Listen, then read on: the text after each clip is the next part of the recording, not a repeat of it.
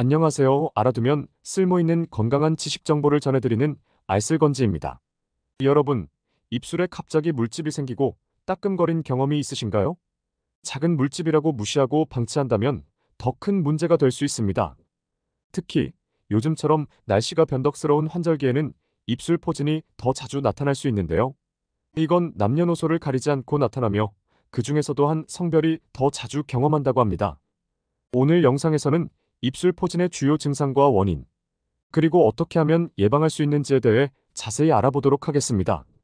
입술 포진의 가장 초기 증상은 입술이나 입 주변의 가려움증, 따끔거림입니다. 이 증상이 나타난 후 작은 물집들이 모여 나타나고 물집이 터지면서 딱지로 변하게 됩니다.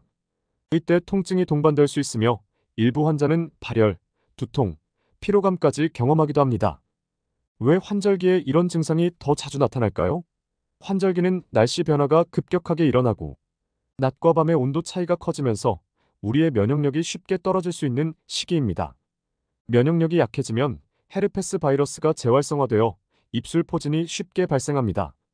이는 특히 스트레스나 피로가 누적된 상태에서 더 잘 나타나므로 환절기에는 더욱 주의가 필요합니다. 연구에 따르면 환절기에 입술 포진이 발생하는 비율은 평소보다 30% 이상 높아진다고 합니다. 따라서 평소보다 더 많은 수분 섭취와 충분한 휴식을 통해 면역력을 유지하는 것이 중요합니다.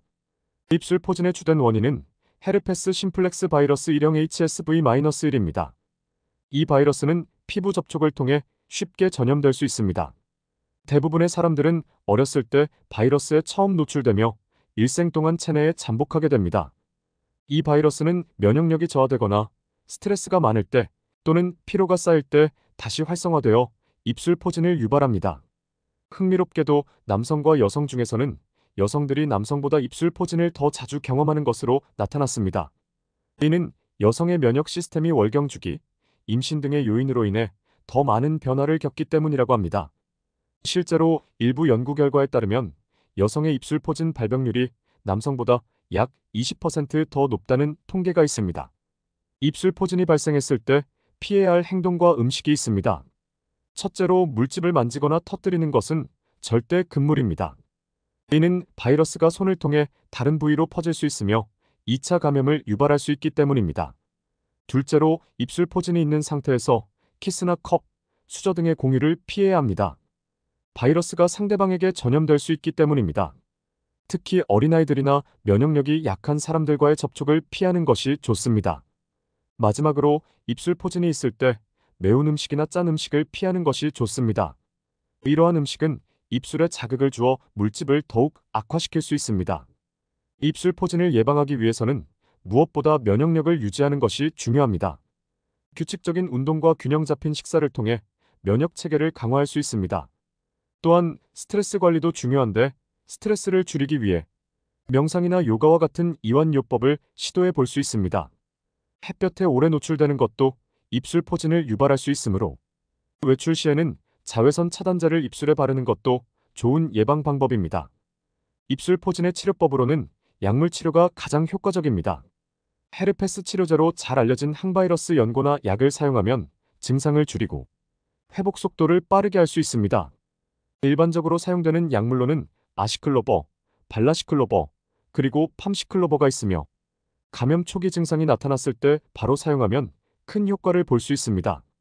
이러한 약물들은 바이러스의 복제를 억제하여 증상이 악화되는 것을 막아줍니다. 한편 항바이러스 약물 외에도 천연 치료법으로 꿀을 바르거나 알로에 베라 젤을 사용하는 방법도 있는데 이들은 진정 효과가 있어 가려움증과 통증을 줄여줍니다. 또한 얼음팩을 사용하여 붓기를 가라앉히는 것도 도움이 됩니다. 대한피부과학회의 연구에 따르면 초기에 치료하지 않으면 포진이 번지면서 더 큰 고통을 유발할 수 있기 때문에 증상이 나타나면 즉시 치료를 시작하는 것이 중요합니다.